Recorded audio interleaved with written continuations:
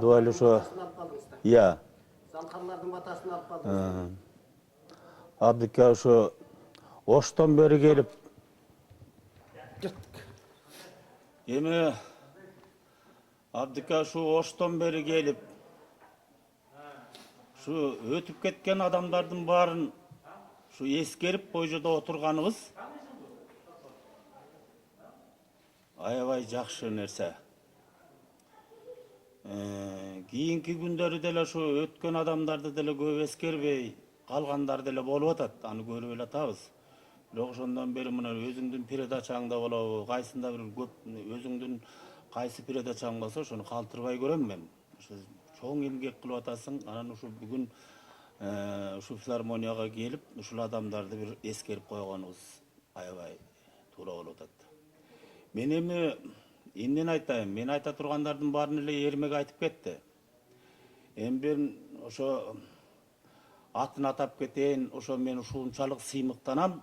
Ушундай кыргыздын чыган, кыргыздын ырчысы, кыргыздын жүзүн көрсөткөн ырчылар менен иштешип, ошо ырчылар менен табакташ болуп калганыма мен ушунчалык сыймыктанам.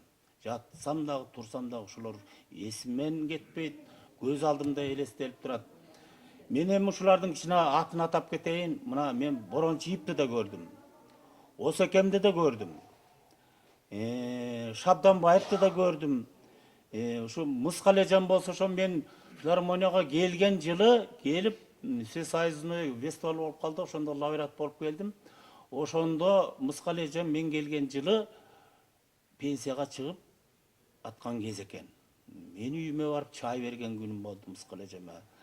Мейлкан эже менен иштештим. Токтосун Тыныбеков акын, мына эмне деген акын эле, зор акын эле, мына ушул киши менен иштештим.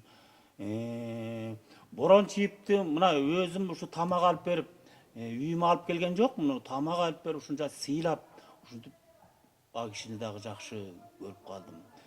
Эми ошол Асылбек Ишмамбетов деген эмне киши эле, Мейлкан Козубекова деген мынакей ошол айтып калчу Мейлкан эже, ай Дүйшөн, сен жалаң эле ырга берилип кеттиң, ырдайсың, комузду менден үйрөнүп албайсыңбы деп. Эми ошону азыр өкүнөм да. Ошо кезде ошол эжемден үйрөнүп алсам, менимче бир сахнага чыгып бир эки күүсүн чертип калмак экем. Мен ошого кичине ушу өкүнөм да. Анан эми эмне деген зор адамдар менен иштештим, Эстебесова менен иштештим, Тууганбай байке менен иштештим мынакей. Эми мен ошол мына Бурулчак Акишева деген эмне деген ырчы эле, Канымкүл Досманбетова деген эмне деген киши эле, ушулар менен мен Канымкүл эже менен нарында иштечү, мен филармонияда, анан бирок чыгармачылык байланышта болчубуз. Анан мен бир ушул жерден бир эки кишиге токтолгум келип турат. Эми Жапарованы мен Жапарова ушинтип Дүйшөн деп мен атымдан айтчу эмес, мени балам дечү. Улуу балам деп койчу. Балам, мен өлсөм артымда мына балам бар деп, ушу элге мактанып, кайерге барсак дагы, кайсы тойдо бололу, кайсы отурушта бололу, мен артымда балам бар, мен өлгөн жокмун деп. Ушул сөзү эмгиче мына кулагымда турат да. Мен ушул кишинин ырдаган ырларын, ырдабай кеткен ырларын, мына азыр кайерге барсам дагы Жапар авамдын ушул үнү, кайсерге ырдасам дагы ушу Жапар авам айтылат. Жапар авамды эскерет элдер, тең туштар эскерет. Мына азыр сахнадан ошо кишинин ырын ушуга чейин мынакей ырдап келатам. Айтып ырдайм мынакей ушу Жапар авамды. Жапар авам өзгөчө мен үчүн ыйык адам. Мага жол салып кеткен адам да. Ушундай. Мына өткөндө Сарууга 80 жылдыгына барып келдим. 2 этаж мектеп салган экен.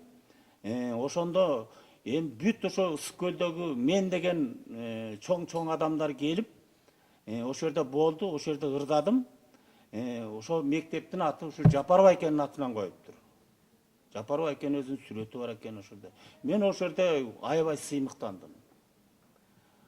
Ушул киши мынакей эмне деген залкар адам, эмне деген. Мана азыр андай ырдаган кишилер азыр жок.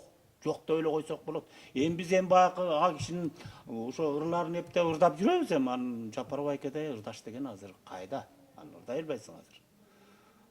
Анан эми Жапар абамды мен кандай айтсам дагы мага жарашат. Себеби Жапар абамды мына улантуусу азыр жаштар бар. Анан эми көбүнчө ошо кишинин чыгармасына, анан өзүмдүн чыгармачылыгыма көбүнчө ушул баса кайсы жерге барсам да ошо абамдыкынан бир дырдайм, өзүмкүнөн бир дырдайм. Ушундай иш кылып абамды такай эскерип жүрөм да. Ошол кишинин арбагы колдосун. Анан эми экинчи Орозбек Кутманалиев жөнүндө мынакей ушул жанакы бир ырын ырдап жүрөм сүйгөнүмө деген. Анан Кудай буйрса ырдайт болушум керек. Анан ошол Орозбек абам экөөбүз бир коллективде иштешип калдык. Анан кийин ал киши киностудияга кетип калды. Ошондон ал киши менен баягы көчөлөрдөн жолугуп эле анан чыгармачылык жактан байланыштуу болуп эле жүрдүк. Эми анан ошол Орозбек абамдын өзүнүн касиети, адамгерчилиги, эми ырдагандары, сүйгөндөрдү айтса сүйгөн, дастан десе дастан, эми көп нерселерин биз алып калдык ошол кишинин. Эми ошолордун арбагы мынакей аркы дүйнөгө кетсе дагы өзүнүн айтып кеткен сөздөрү, ырдап кеткен ырлары, үндөрү мына күн бүгүнкүдөй азыр радио телевидение деген бар, ошондон берилип атат. Бизге окшогондор мына көрүп калгандар, артында калгандардын баары ырдап келатабыз ошол кишинин ырларын. Жапар байке ырларын, ошо Орозбек абамдын ырларын, Досмамбетова эженин ырларын. Анан ошо мен жанакы Досмамбетованын чыгарган обонуна Какен Алмазбековдун сөзүнө жазылган Сагынам деген ырын Жапар байке ырдап калчу эле. Ошону мен ырдап жүрөм такай мынакей ошого чейин. Ошол эми ушулардын эми Абдыке ушу сага чоң рахмат, эми ушуларды бир эскерип койгонубуз жакшы болду.